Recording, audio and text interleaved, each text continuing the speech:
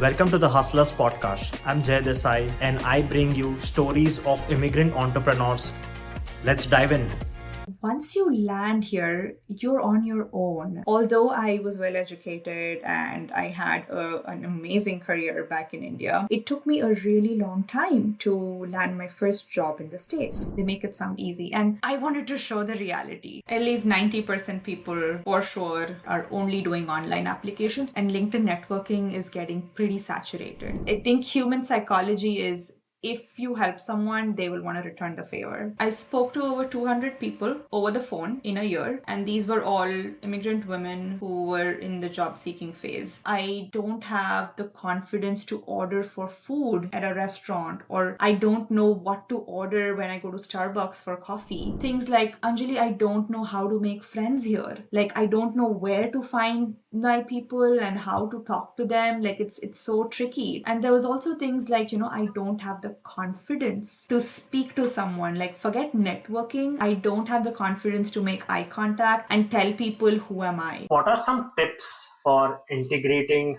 with US culture as an immigrant? This is a great episode for any new or soon to be immigrant. As I sit down with Anjali Nair, who is the founder of the Immigrant Academy. Anjali helps immigrants settle into a new country, whether it's finding a job, making friends, or integrating with the local culture. Tune in as Anjali shares her own immigrant experience, the cultural shocks she faced, and offers tips on networking and using modern job search strategies. As you may have noticed, every time you're looking for a job, the market is different and the old strategy doesn't apply anymore. Let's hear more from her directly. Hi, Anjali. Thank you for joining me on the Hustlers podcast. Welcome. Can you introduce yourself for our audience? Hi, Jay. Thank you so much for having me. Hello, everyone. I'm Anjali Nair. I am the founder of the Immigrant Academy, and by profession, in my 9 to 5, I am a marketing manager.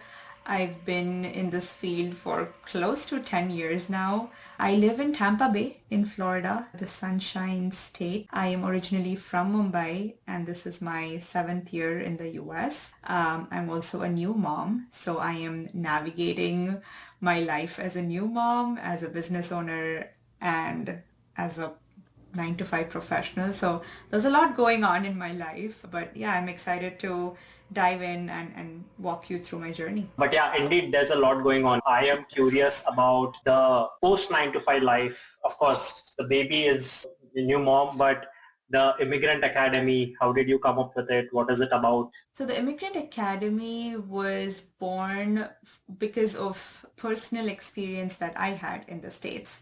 So 7 years ago when I moved, there was very little information that was shared on the internet or on the social media or in person on what to do after you move to the US. Like, there is so much information out there about immigration, visa processes, regulations. But once you land here, you're on your own. If you know anyone here, great. They may or may not help you. If not, all the best. Figure everything out by yourself, because you did not you were not born here, you didn't go to school here, neither did you go to college or like a university here. And I was one of those people who moved here, as just 25 years old, a new bride, and I'm coming here with these dreams of, oh, I'm going to start my life here in the States or restart my life. The only thing that made me confident is I can speak the language English and I don't have to learn a foreign language. Other than that, I literally had no idea what was in store for me. And a lot of people like myself moved to the States in very similar situations.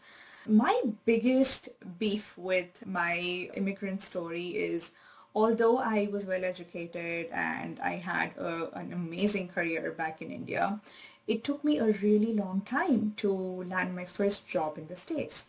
And I kept wondering why this is happening to me. And, over time, through trial and error, through a lot of failures, I finally landed my first job in marketing. So I am from a non-STEM, non-tech field, and I'm one of those few people who was stubborn enough to stick to their guns and did not want to switch their fields by learning a new tech that I was not interested in. So long story short, it took me a long time to crack the code and understand how things work here. And once I did, I was really surprised to see nobody really shares on how to navigate the job market, let alone restarting your life in the States. And it really boggled me because I would search on the internet, I would ask people these questions, but everyone's very hush hush about this, right? They're like, oh, everything's good now. You see the success They make story. it sound easy. They make it sound easy. And I wanted to show the reality.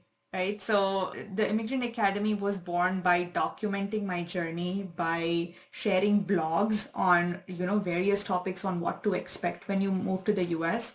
And I was really speaking to immigrant women because this is a category of people who come here often after getting married, and that community is often overlooked. And fortunately, I found my community, they found me thanks to Instagram and Facebook. And that's how you see the Immigrant Academy today. It was born from a personal experience that happened, and it took different turns along the way. And today it is mentoring and a career development platform for skilled immigrants in the United States. Even you are making your journey sound easy, but I want to put some numbers out there from the research that I got, that what you applied for 250 jobs when you moved here before you landed your first job. Is that right? It is right. And this is back in 2017. So this number right now, it sounds really small because people are applying to 1,000 plus jobs and still not. But how did you survive that phase? So honestly, nothing and nobody can prepare you for the job search phase. Yes, it'll take time. Yes, you'll get rejections, but what you feel internally and what goes on inside you is something so vulnerable, right? Like it's a point where you kind of question everything. Like, am I worth it? Am I good enough? Is my English sounding good? I don't remember the answers. My resume looks really bad. I don't know anyone here, right? Like there are all these things that goes on inside you. And additionally, you have enough number of people there to kind of deviate you, tell you that, oh, don't do this, change your path, talk to this person, study more, do one more certification. And all of this is a lot of noise that I actually was hearing to some of them, but then eventually had to cut off all the noise and kind of just focus on what I'm doing. Yes, there were online applications. There was an Excel sheet where I was tracking every application, following up, reaching out to recruiters, being on LinkedIn like all day. I literally spent 8 hours a day just on job search. So that was my job. But I think when I slowly started figuring out how to stand out or how do I do things differently, which will get me noticed and which will also show that I can do this. I'm not just saying I can do it, I can actually do it and I can show you the proof and the results. And I think the turning point was me just going out there and meeting people. Networking was the way to go for me. Although I'm in marketing, I'm not someone who loves speaking about herself, right? I'm not my own hype woman, unfortunately. And for me to learn how to do that and not feel ashamed about bragging was a big deal. But clearly that was needed, and I needed one yes.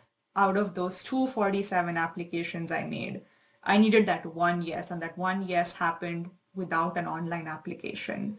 And this light bulb moment for me was, imagine everyone is going through this and no one's freaking telling you that there are other ways to land a job than just online applications. And I wanted to share all the knowledge that I had gained over time. Every time I landed a new job in the States, there was something new. The job market was different again. I had to test out other strategies, and as they were working, I continued to teach. I continued to mentor people who were in a similar boat, and I helped them navigate the job market and really understand what it takes to enter corporate America. You bring up a lot of interesting points, but few things that I really want to touch upon is, networking. Even today, would you say 90, 95, 99% people just do online applications? Is that true? It's true. Correct. At least 90% people for sure are only doing online applications. And I guess there is a reason for that, right? One, it's very easy. Two, people are scared to go out and promote themselves, like you said. How do you do networking today? How do you approach networking? So I'll tell you how I did it before and how I would do it today. So before, pre-COVID, there were actual networking events that would happen right around you. There were in-person events happening a lot. There were specific events that were happening where, you can go and like tell people that, hey, I am so and so person, I am looking for a change or I'm open to opportunities, and they will connect you. But post COVID, there was a time where the market was in favor of the job seekers, and now as of 2023 to 2024, the market is back in the hands of the employers. So in this market, networking looks a lot different. Where I don't even use the word networking, I would say go and meet people in a place where they're not professionals, they're just themselves, and talk to them like you would talk to any other human being you would meet for the first time. Casual, personal, and rapport building. That's it. We're literally forming a genuine connection, and we continue to build on that connection. And at some point, if you feel that this person can either introduce you to someone, connect you to someone, or refer you at their workplace, because by then you've built that connection with them. You would still track them in the sense you know about them already a lot before you go and meet them in a non-work setting. That's right, right? Right. Like you may or may not know them. You may be meeting them for the first time. Or it's a random networking party or a networking event where you just go and start talking to this person. Sure, you exchange your LinkedIn contact or your business card or whatever, but you don't ask for something immediately, right? You spend time nurturing that relationship, because the best time to network is when you don't need something immediately. And that's my biggest advice for,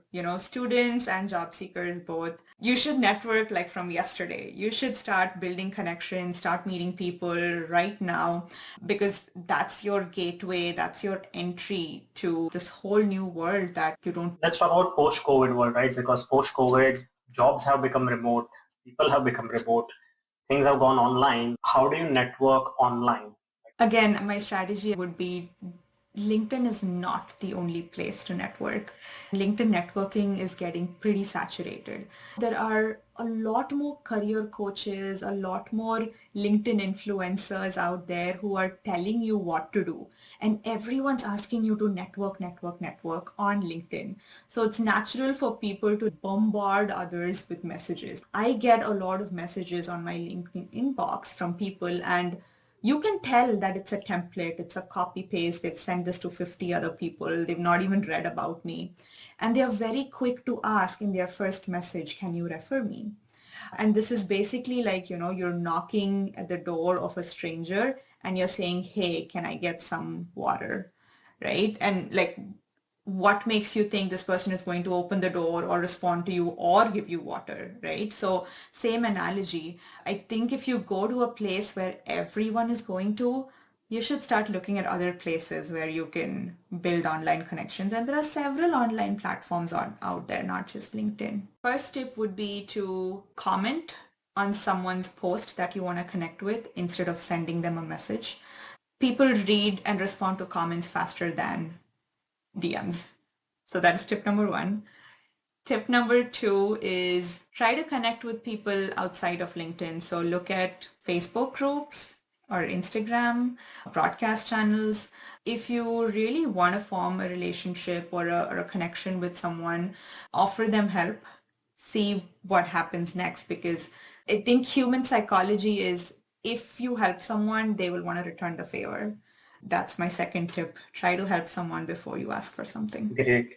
Going back a little bit where you shared about after you landed your job, you wanted to share things with others on how to go about it, how to go about your journey. So you started blogging, you used Instagram and all of that, right?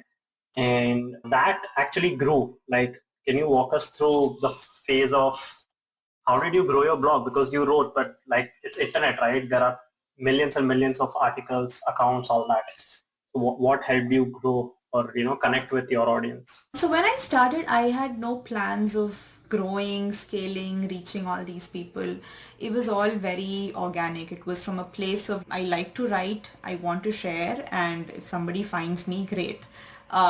So there wasn't a strategy in place when I was starting out. Of course, once I saw that the right people are connecting with me and what I'm sharing is resonating and there is a demand for this knowledge and information, that's when I started being a little more strategic in terms of how I am sharing things. So from long form blog content, I started sharing short form or like micro blogs on Instagram. People have always enjoyed reading my short form and long form blogs.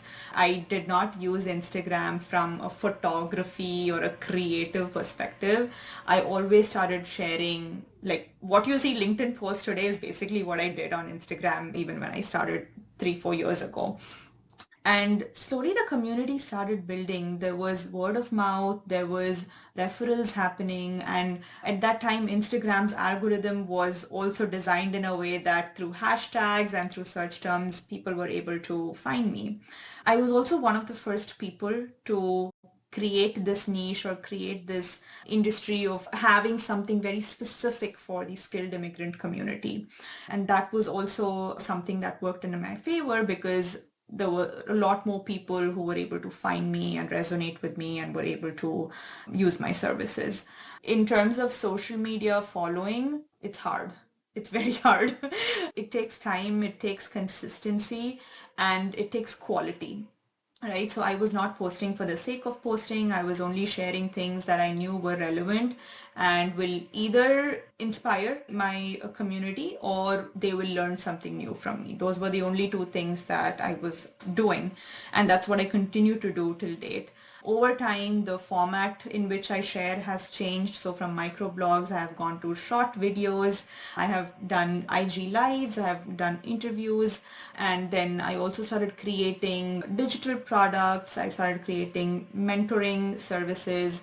So those are some things that happened over time. It all happened because I saw that this was the need and the demand by my community. But was there like a viral moment for you in growing your community or following? I think a few Instagram reels reached over 100,000 people at once, and I think that was kind of a turning point where a lot more people started finding me, and they also started referring me to others because somebody was finally speaking on this topic, and it was refreshing, and people were resonating with it. Yeah. Were you already forming that thought of, okay, I'm growing, my story is reaching to a lot more people? Is that when you were forming the idea of this as a entrepreneurship venture? When did that come about? I think even before I started creating videos, I had a vision in mind. I have a lot to share, but it was not very systematic. It was not very organized.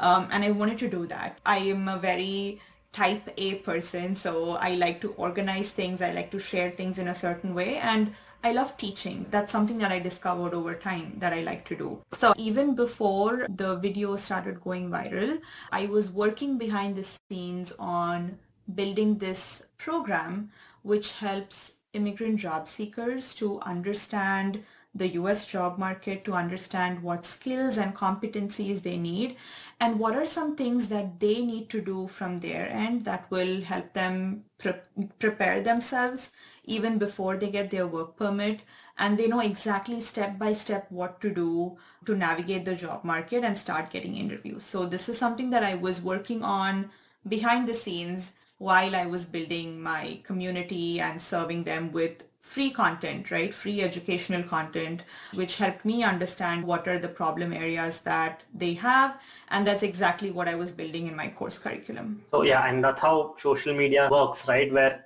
you give a lot, you give, and then, once you build your audience and then you realize, okay, now I can build more value, and that's when you offer a paid course.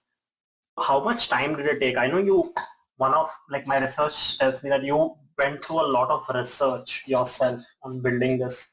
How many people did you talk to? What kind of research did you do? I spoke to over 200 people over the phone in a year, and these were all immigrant women who were in the job seeking phase.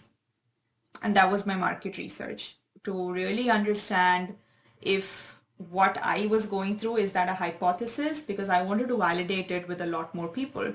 And it took me that 1 year. That 1 year, I think I mentored those 200 women free of charge, because I'm really looking to understand your problem areas and your pain points. And I'm trying to like refer back and see, did I go through this? Because if I did and it has not come up yet, it's because I've probably forgotten about it, or I felt like it was too small an issue to share. But it was not, right? Like there were things that came up which I thought I don't have to talk about. And there were very like minute details, like, I don't have the confidence to order for food at a restaurant, or I don't know what to order when I go to Starbucks for coffee. It's as simple as that, to, things like, Anjali, I don't know how to make friends here. Like, I don't know where to find my people and how to talk to them. Like, it's so tricky. And there was also things like, I don't have the confidence to speak to someone. Like, forget networking, I don't have the confidence to make eye contact and tell people who am I. So these were like little things that ignited a lot of ideas inside me, because it felt like there's so much to cover, and I was just getting started. I was just getting started with the job seeker community, but there were so many other people in so many different phases, and that's why the word Immigrant Academy, right? This is a place where you will get to learn, and this is not just for job seekers, it's for every stage of your immigrant life. And it's helpful that I am going through all of these stages first, learning and then teaching. So it's definitely slower as compared to any other business or startup that you see, but I like it. I like it this way. It's at a pace in which makes me comfortable. It works for me and my family, and I'm able to do this, which gives me joy, and I don't feel rushed. 200 women, did you find them or did they find you? What was that process of research? Because research is the key thing, right? A lot of people want to do research, but they don't know where to start, or if someone would talk to them, what would be your approach? Women that found me on Instagram, and we started building a connection through Instagram DMs. Like, we probably chatted for a few months before I picked up the phone and said that, hey, do you want to talk? So it was all through Instagram. And this was while you were sharing your content and they resonated and they reached out. So Yes. one thing you mentioned very interesting was, so Immigrant Academy is not just about job seeking, but lot more about immigrant life. Like, is that your differentiator? What is your differentiator at the Immigrant Academy? I would say that's a differentiator, right? Because this is not just a career coaching place or a job seeker mentoring place.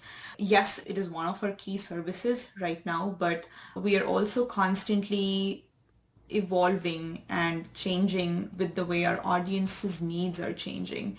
It's interesting because I'm currently at that turning point where you will see some more changes that happen with the Immigrant Academy. I can't speak for certain what that's going to be because I am in my research phase right now. There's a lot more awareness right now. I think all the hard work that has been going on for the last few years of building awareness in the immigrant community is bearing its fruits, and now there are different needs. There's a different format in which people want to consume content. There's a way in which they want to learn new things, and I am currently at the phase of discovering that and trying to meet them where they want to be, and that is my differentiator. I'm not just known for one subject, which is on landing a job.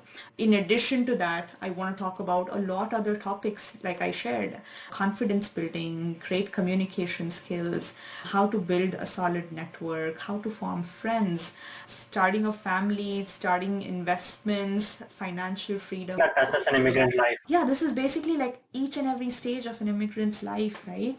And like I said, the knowledge or the information that's passed down to us, earlier there was a lack of information. Now there's overload of information, and you don't know where to go, who to hear, and what to apply. You put that very well, from lack of information to overload of information.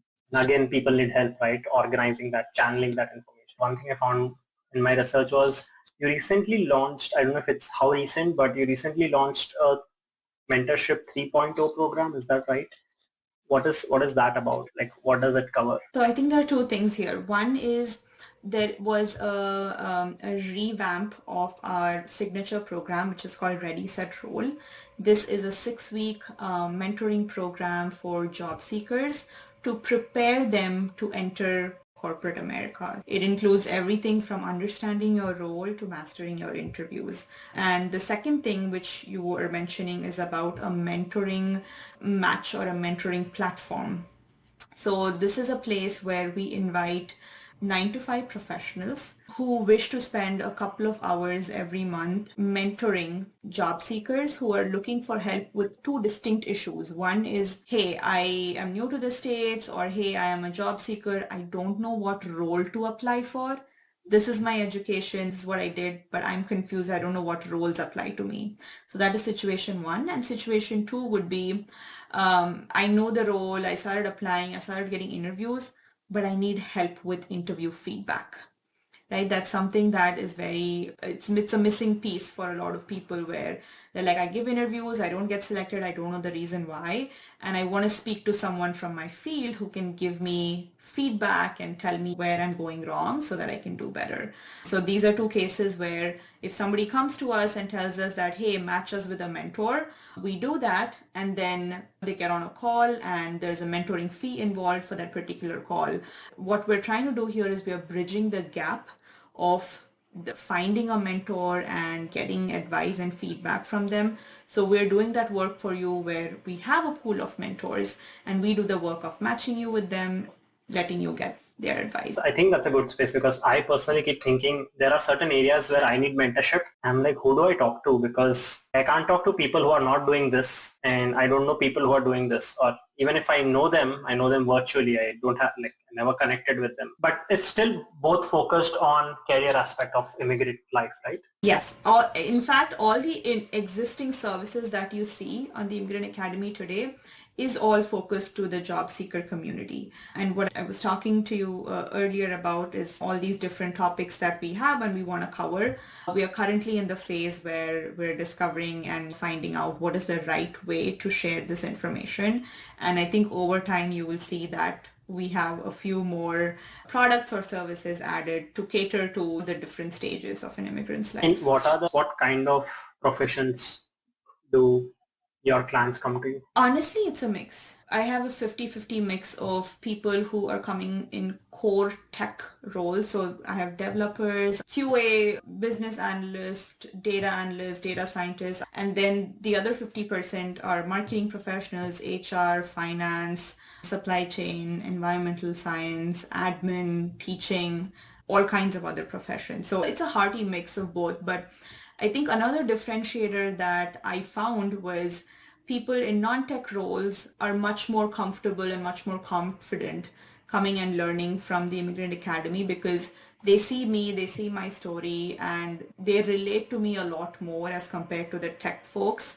And their challenges are almost the same, but for some, it's the challenge of getting that assurance or getting to see that vision they have turn into a reality. And I think that relatability factor helps a lot for them to find me and work with me. You had an altogether different experience, and that's why this thing was born, right? The Immigrant Academy. What were some cultural shocks you faced, or what were some experiences you faced in your job search? The first thing that really bothered me was people who don't know me smile and wave at you, or like smile and greet you, and that was very freaky for a girl who's lived in a big city her whole life, where people literally like ignore you and don't acknowledge your presence. And I'm in Florida and people are super friendly, and they're smiling, they're waving, they're saying, hey, how's it going? And before I answer, they're gone, right? It was a big shock for me. I'm like, why are people doing this? And on the other side, if they see a brown person anywhere, they won't even make eye contact with you and they'll just walk away. And I'm like,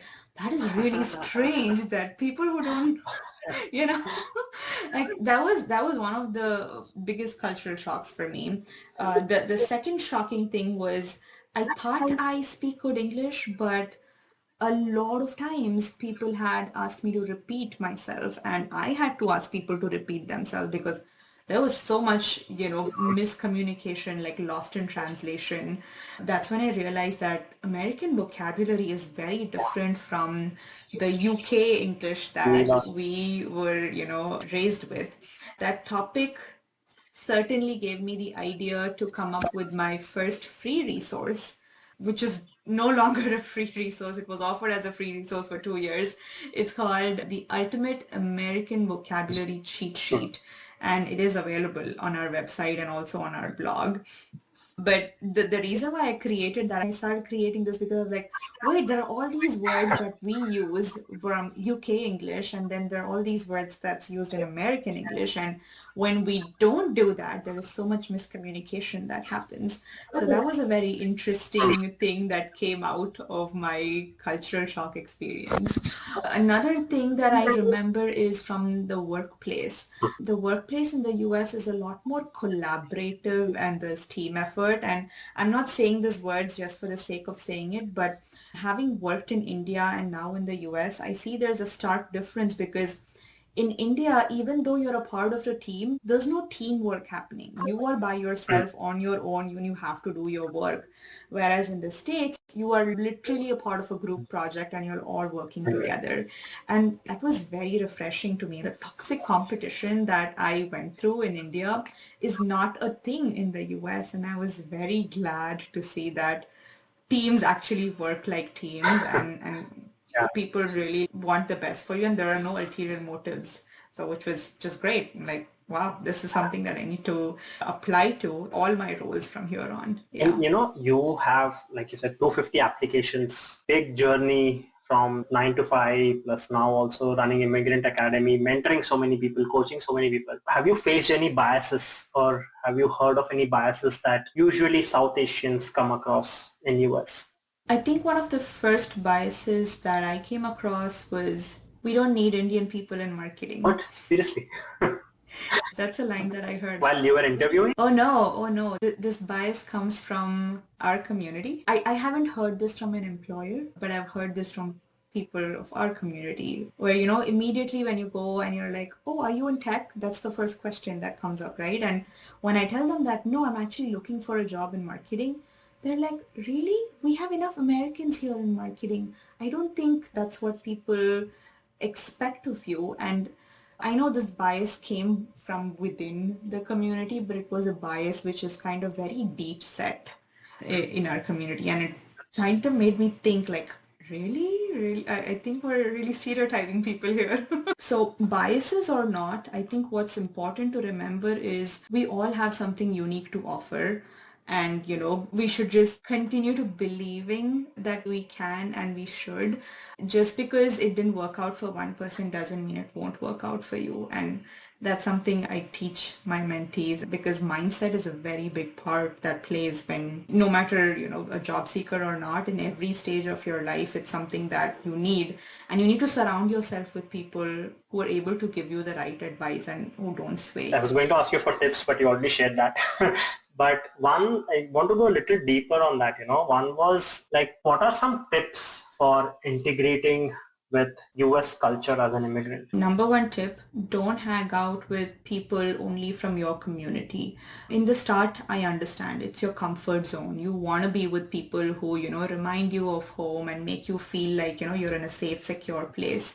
But the sooner you start interacting with people from other communities, the sooner you start making friends with people from other communities, it broadens your horizons, your knowledge, and your experience with things. And you want to hear different point of views. So that is my number one tip. How do you do that if you are not in a job yet, where you're not meeting someone through your workplace? Second would be people you meet at a gym, any place that you go to outside of your home. It could be your kids, friends, parents, that you find them at daycare or at their school. It could be your spouse's co-workers. That could be an area where you get to meet.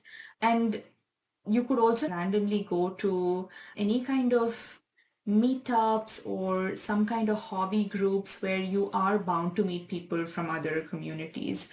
It won't happen if you are expecting for things to happen. You have to make an effort. You have to find them or find places where you think people will hang out and go there. And you have to start that conversation. I intervened in between, but you were talking about integrating with the culture here. So my first point is going and interacting with people outside of your communities. My second tip would be to learn to drive. I know it's not a very big deal, but learning to drive actually lowers inhibitions for you to say no to things. If you drive somewhere, there is a greater possibility that you will bump into someone, talk to someone, a plan could be made and you can go and meet that person. You are no longer dependent on anyone or anything. Once I started driving is when I started making friends, which is so silly. Now I can go somewhere and I can take my time to do things, and sometimes you just happen to meet people at places where you don't expect to meet. So yeah, my second tip would be like learn to drive or use public transport and just go explore your city, go to your neighborhoods. My third tip would be once you learn to drive, start volunteering. Go volunteer for a non-profit. It could be for a cause, it could be for a... But volunteering helps you interact with the locals, and again, that also helps you build your confidence, your communication, and you're building new network. Let's say you're a job seeker. Should there be a strategic angle to volunteering?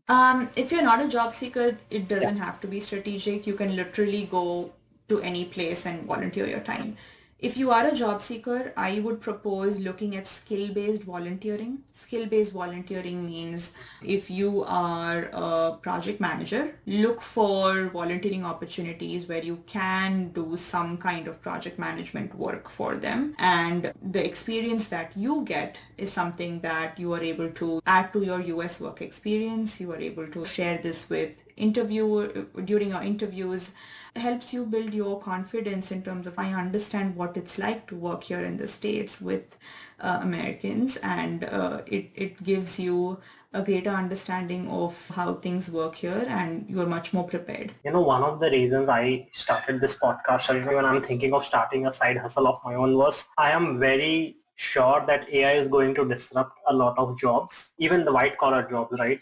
Like even more so than blue collar jobs initially, at least. So do you have the same feeling? How do you stay on top of it? How do you upskill? How do you avoid that? Are there any things you're thinking already? My mind is not churning ideas on how can I use AI for business yet.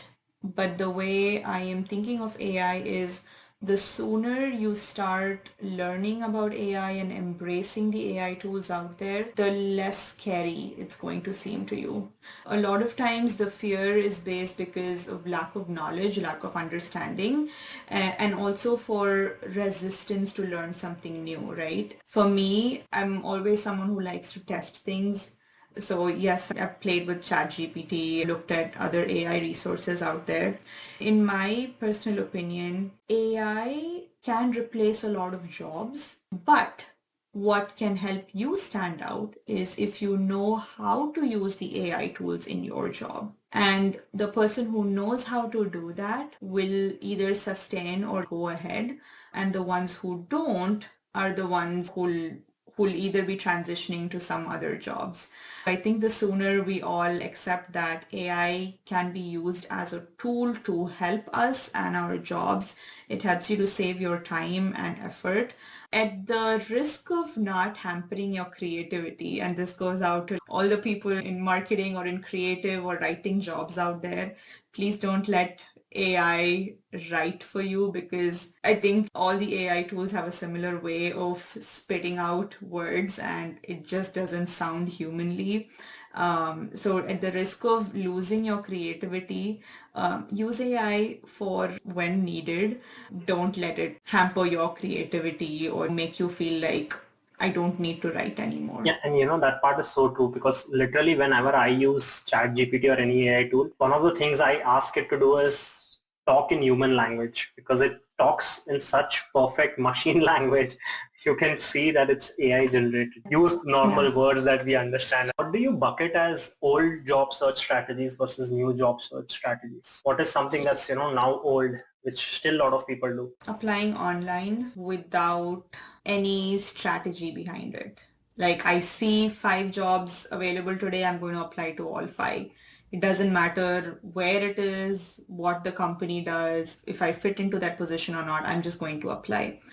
Quantity and the new strategy is quality. So even if you apply for 3 jobs, make sure it is a company, an industry, a job that you really want, that you think you'll do really well, and you are really taking those extra steps to get in front of the hiring manager, as opposed to like applying for 20 jobs with automated autofill and you don't hear back from anyone. Everyone is doing that, right? So focusing on your business part, right? What are your goals now as an entrepreneur for the Immigrant Academy, mission-wise and business-wise, maybe earnings and stuff like that? So like I said, we are at a point in our journey where things could look different a few months from now. I don't have a solid answer in terms of what my ultimate goal is.